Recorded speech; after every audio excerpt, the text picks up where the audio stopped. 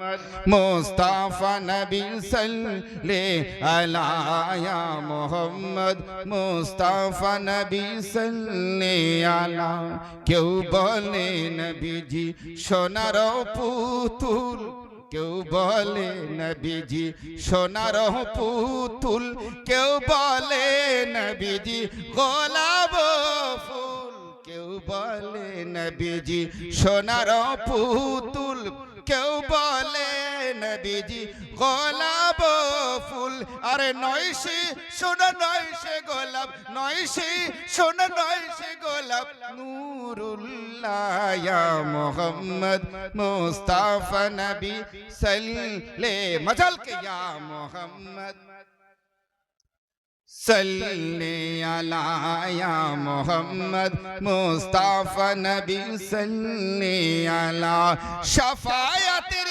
कांडारी हा शफायतेर कांडारी रसूलुल्लाह या मोहम्मद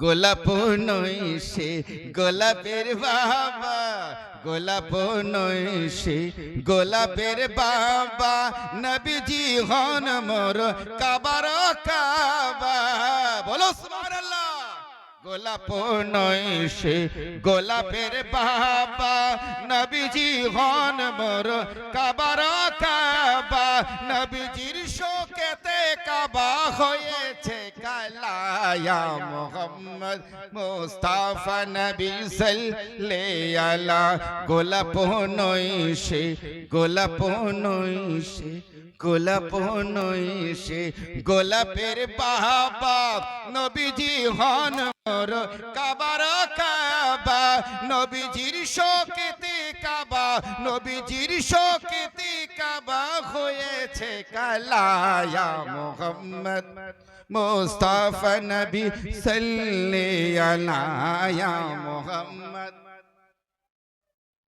এ আগামী কাল আহলে হাদিস গায়ের মুকাল্লিদা ধরবে যে শাহনওয়াজ ভাই আপনি নবীকে কাবার কাবা বললেন হ্যাঁ হ্যাঁ আমি আমার নবীকে খাবার কাবা বলি আলা হযরত মুজাদ্দিদুল মিল্লাত इश्क मोहब्बत आला हजरत बोझ हासियो औ शहनशाह का रौज़ा देखो हासियो औ शहनशाह का रौज़ा देखो काबा तो देख चुके लेकिन काबे का काबा देखो आए हाजी दल काबा দেখা হয়ে গিয়েছে এবার কাবার কাবা দেখো আর বলছে কি তু জিন্দা है वल्लाह तू जिंदा है वल्लाह तू जिंदा है वल्लाह तू जिंदा है वल्लाह मेरे चश्मे आलम से छुप जाने वाले चमक तो से पाते हैं सब पाने वाले मेरा दिल भी चमका दे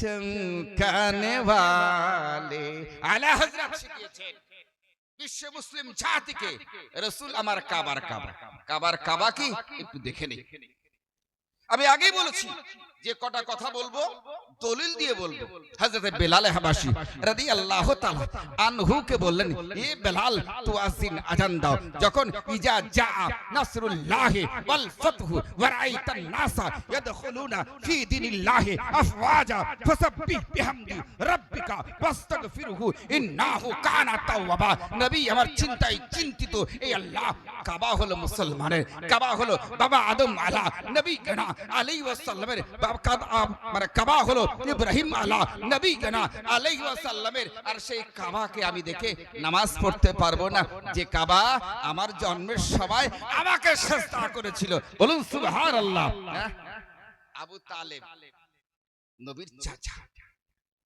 এই মুমতাজুল বলে একটা বক্তা ভণ্ড জাহিল বক্তা উত্তর 24 পরগনা দত্তপুকুর বাড়ি আমার এলাকায় বাড়ি এই হারাম জাদা নবী দিবসের মঞ্চে বসে নবী দিবস করা হারাম বলে কত বড় গর্ধব মুফতি আফজাল হোসেন সাহেব রয়েছে আমার বন্ধুবর কত বড় বেহায়া জাতিকে বিভ্রান্ত করার চেষ্টা করে নবী দিবসের মঞ্চে বসে নবী দিবসকে শিরক বলে ঈদে মিলাদুন নবীকে বিদআত বলে এ মুমতাজের বাপ সৌদি সরকার যারা এতদিন বলে এসেছে মুসলমানের ঈদ কেবল দুইটা, একটা ঈদ আর একটা বকরিদ। সুন্নি মুসলমান ঈদে মিলাদুন নবী, নবীর বেলাদাতকে পালন করে শিরক হয়ে যায়। বিগত কয়েকদিন আগে সৌদি আরবে আর একটা ঈদের আবির্ভাব ঘটিয়েছে, কি ঈদুল ইত্তেহাদ। কি বুঝলেন? কয়েকদিন আগে মুফতি সাহেব তাওয়াজ্জু চাহিয়ে, যে সৌদির সার্টিফিকেট রাজ্জাক বিন ইউসুফ দেয়, যে সৌদির সার্টিফিকেট মুমতাজ মুহাদ্দিস দেয়, যে সৌদির সার্টিফিকেট কারি ইয়াসিন দেয়, যে সৌদির সার্টিফিকেটটাই বেস্ট। মতিউর রহমান মাদানী যারা আরবের সার্টিফিকেটটা বেশি বেশি বলার চেষ্টা করে, আমরা ঈদে নবী পালন করি শিরক। ওদের কাছে দুইটি ঈদ ছিল। আজকে তারা নবীর জন্মদিনের আনন্দটাকে আনন্দ বলতে নারাজ, কিন্তু ইউনাইটেড ইত্তেহাদ সৌদি আরবের ইউনাইটেড একটা দিবস উদযাপন করছে, সেটাকে তারা ইউনাইটেড কে ঈদুল ইত্তেহাদ বলছে। বুঝলেন তো? এইভাবেই এরা জাতিকে বিভ্রান্ত করছে। ওই মুমতাজুল এত বড় গর্ধব জাহিল নবী দিবসের মঞ্চে বসে নবী দিবস করাকে হারাম বলে। জানিয়ে দেবেন নবী দিবস করা নবী মুস্তাফার সমর্থিত, নবী দিবস করা নবীর বেলাদত করা আবু বকর সিদ্দিক রাদিয়াল্লাহু তাআলা আনহুর সমর্থিত। ওকে জানিয়ে দেবেন নবী দিবস তথা ইয়মে বেলাদত উদযাপন করা উমর ফারুক রাদিয়াল্লাহু তাআলা আনহুর সমর্থিত, ইয়মে বেলাদত উদযাপন করা আলী হায়দার শেরে খোদা রাদিয়াল্লাহু তাআলা আনহুর সমর্থিত। ইয়মে বেলাদত করা নবী মুস্তাফা দ্বারা সমর্থিত। আবু তালিব বলছে, আয় ভাতিজা, তুমি তোমার মিলাদ শুনবা।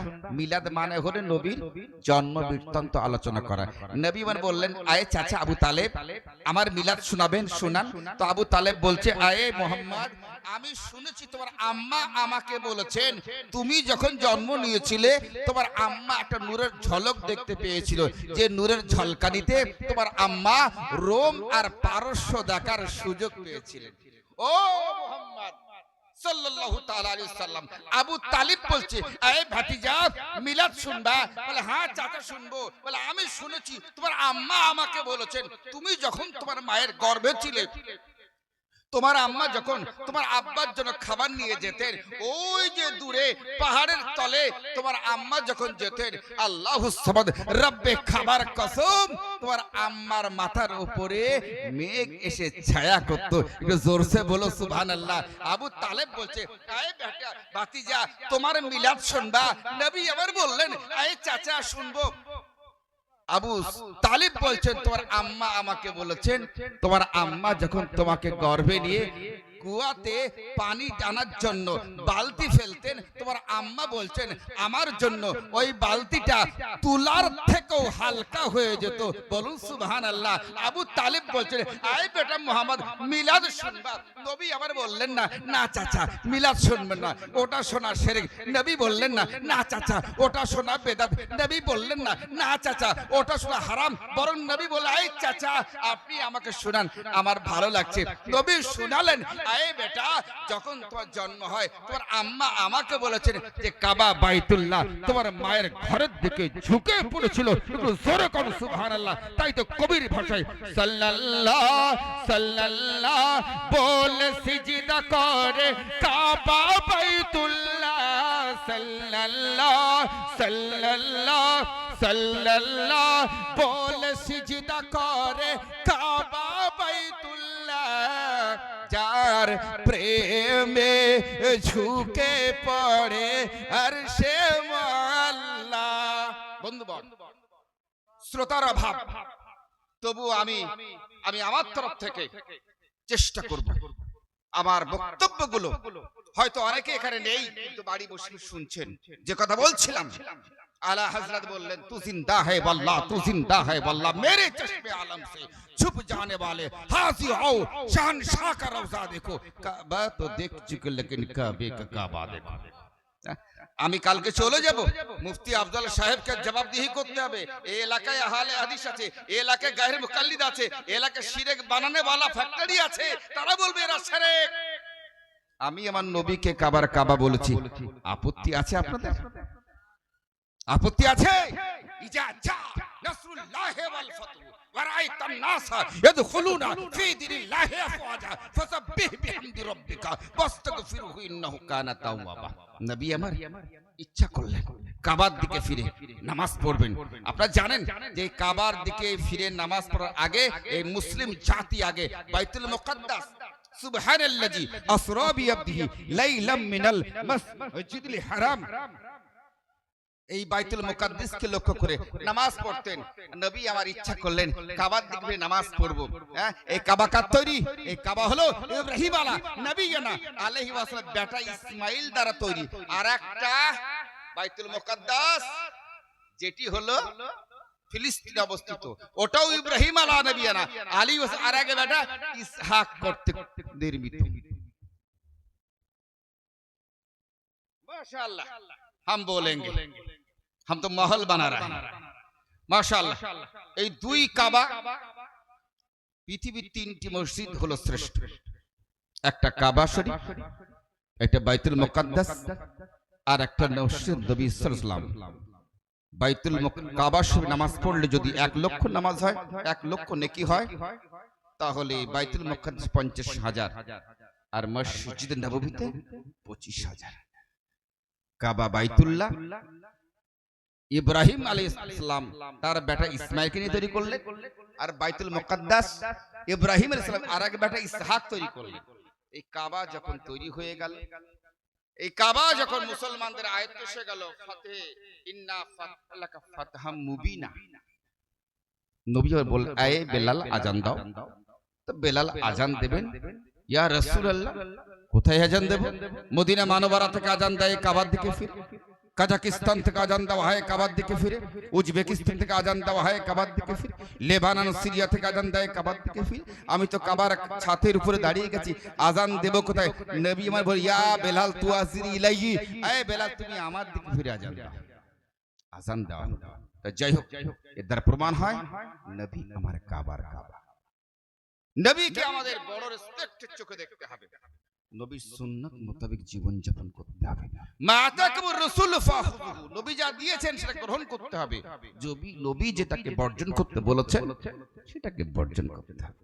আবার মাও বলে না, আজকে সমাজের বুকে মুসলিম জাতির অবক্ষয়। মুফতি আফজাল সাহেব আমাকে বললেন, কমিটি তরফ থেকে আমাকে আবেদন করা হয়েছে, দুইটি জিনিস আপনি ফোকাস করবেন। এটা হলো আমাদের সামাজিক ব্যাধি। একটা হলো নারীর আনুগত্যের অভাব, আর একটা নারী তার যে ওজন, তার যে মর্তবা, তার যে কদর, তার যে দাম, তার যে মূল্য তারা নিজেরাই বোঝে না। আমি আমার মাদেরকে বলবো যে তোমরা তোমাদের নিজের ওজনটাকে বোঝো। যে জাতি, যে সম্প্রদায় নিজের ওজনটা বোঝে না, অন্য জাতি তাকে কখনোই সেই ওজনটা বা সম্মানটা প্রদান করে না। নারী তোমার ওজন, তোমাকে তৈরি করতে হবে। নারী তোমার সম্মান তোমাকে ছিনিয়ে নিতে হবে।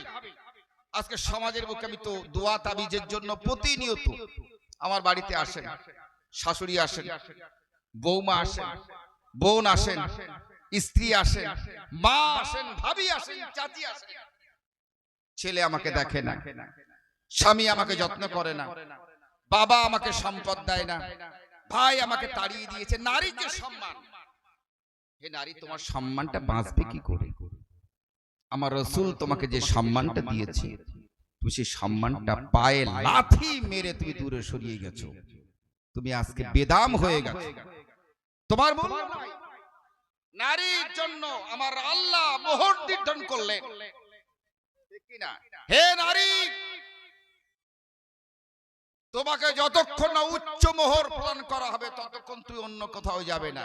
আর তুমি আজকে পুরুষকে উপঢৌকন, পুরুষকে আরো বেশি অর্থ প্রদান করে একটা ঘর পাওয়ার চেষ্টা করছো। তুমি পয়সা নেবে, আজকে সমাজ এমন জায়গায় তোমাকে দাঁড় করিয়েছে, তোমাকে আজ পয়সা দিতে বাধ্য করেছে। ইসলাম বলছে বিয়ের জন্য নারীকে অর্থ দাও, আর ইসলাম বিরোধী দল বলছে বিয়ের জন্য নারী তুমি অন্যকে অর্থ দাও।